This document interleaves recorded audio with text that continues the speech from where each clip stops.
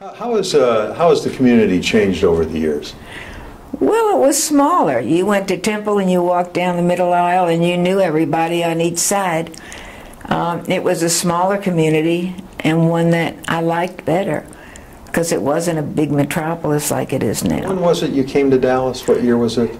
50. I graduated in 54, came here in 53. Okay, so you've been here a while. Oh, many years. And got a job with Jewish Family Service, and that was involved in the community for sure. Tell me about your involvement with the Jewish community now. Tell me some of your services you did. Well, I was hired by Jewish Family Service, and I did not have a master's degree in social work.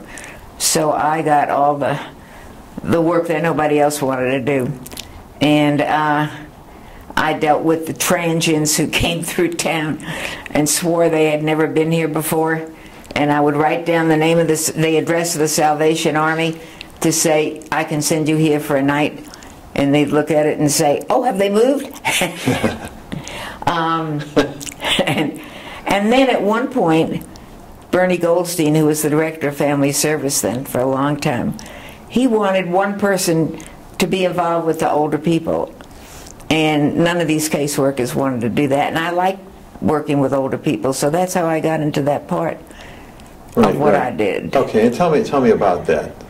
Well, I worked with lots of people. I was the resettlement worker at Jewish Family Service. I resettled the Polish people that came through, and the Russians, after the communists let them out.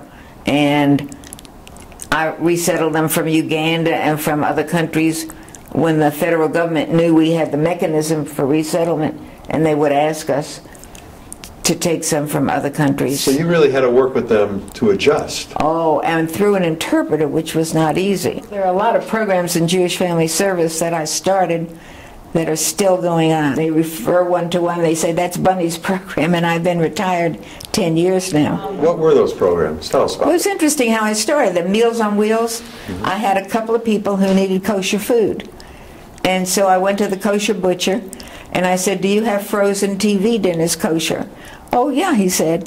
And I said, if I call you in the morning and tell you how many to put in the microwave, and then I have a volunteer pick them up and could deliver them.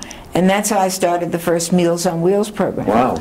And transportation, a friend of mine called and said, we have a station wagon that we could donate to the agency, or we could take a tax break. And I spoke to Bernie Goldstein, and we decided to take it.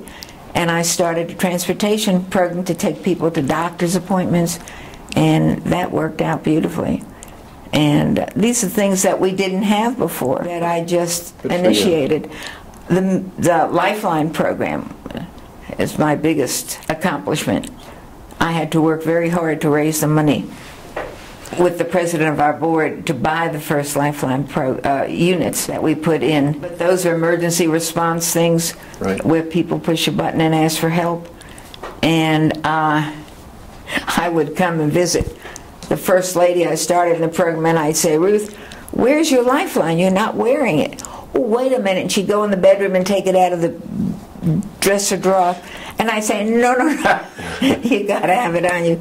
But it's grown very large, and I'm very proud of that program. Very good. And so there are lots of programs that I started that are still going on, and that makes me feel good. All right, Bunny, 1932, Brooklyn, New York. What do you remember? Well, it was right after the Depression. Right. And I was not affected by the Depression. I didn't even know we were in a Depression. I was young. What was life like when you were a little girl? It was very simple in those days. You didn't worry about crime in New York. You went on the streets, and life was simple. Went to school. The classes were either half Jewish or half Italian. Depends on how the public school went. And that's how it was. Yeah, life was easy in New York. Do you remember what you did for fun? Went to the movies, went out with friends, went to the beach in the summer. Yeah. Tell me about your grandparents. I didn't know any of my grandparents, and that I always felt was a loss for me. But they were all from Russia, and I didn't know any of them. Did they come over? Yes, they came over. But they were gone before you were born? They were gone before I knew them. I'm yes. sorry. What about your parents? Talk to me about your folks. My folks were simple people. My mother went to high school. My father was uneducated, really. He was a peddler. And he would go out every day and sell things and such. And when I wanted to learn how to drive, that was a battle. I had to go with him early on a Sunday morning if I wanted to get that experience. But life was easy. We had a good life. We had a private house. A lot of people lived in apartments in New York. But we lived in a private house, went to a nice school. Life was easy. Now, your sister, was she older or younger than you? Younger. Okay. How many years apart were you guys? 3. 3 years apart. Okay. All right. Now, where did you go to high school? James Madison High School. Okay. What was high school life like? High school life was fun. You know, who was in my class was Ruth Bader Ginsburg. We were friends in high school. Her name was Kiki Bader in those days. Her nickname was Kiki. That's worse than Bunny. And so, it was good. I was a very good student, so I was in the Honor Society. I was in, and it was a good time. Now, were you friends with Ruth at all? Yes, in those days, yes. Yeah, yeah. What was she like then? She was a very bright girl, involved in everything. The Honor Society, she was a cheerleader. You wouldn't know it looking at her now. She was a real get 'em go, and we were friends in high school, yes. Around World War II time, did that affect your family at all? See, World War II was over. I was young. People were celebrating in the street. I was at summer camp that summer, and everyone was so excited, but I really didn't understand a lot of what all the excitement was about. Now, after high school, did you go on to college or to work? I went on to college to the University of Vermont, up in Burlington, Vermont. And what was that experience for you? Great. I wanted a small school because I had gone to such a big high school in New York. I had graduated with 1,000 students, and Vermont was a small university in a small city, and for me it was a great experience. Now, was that your first time leaving home? You know, I would go away to camp every summer, but yeah, that was really my first time. After college, where did you wind up? I got married before I graduated and wound up in St. Louis, Missouri. Was that because of your husband's career? Yes, he went to school, and I put him through dental school at that time. And now, what were you doing in St. Louis then? Well, I had transferred to Washington University. Okay. And graduated from there. And then I taught school for 4 years to earn the money. And how'd you guys wind up in Dallas? By mistake. Tell me about that mistake. We were in Houston. He was doing an internship. And he had flown home to St. Louis. His father wanted him to see a man, a dentist who was selling his practice. In those days, you had to renew your ticket to fly. I don't know what the word I'm looking for is, but renew is, you know what I mean. Right, right. And he forgot to do that. So the first flight he could get on would be take him to Dallas. And he remembered a dentist that he had met at a conference there from Dallas. And so he was stuck in Dallas. He called him. He went to see him. Dentist said, "Come in my practice. I'm looking for someone." And that's how we landed in Dallas. What was the happiest time in your life?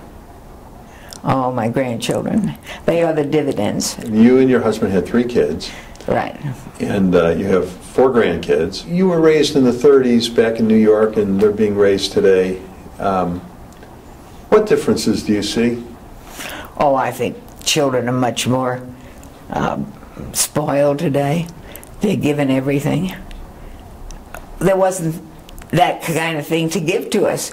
Right. We lived, you know, we didn't have television in those days. We didn't have things. It was a much simpler time of life. You mentioned television. What do you think was like the greatest invention in your lifetime? Probably television. I didn't see one till I came home from college.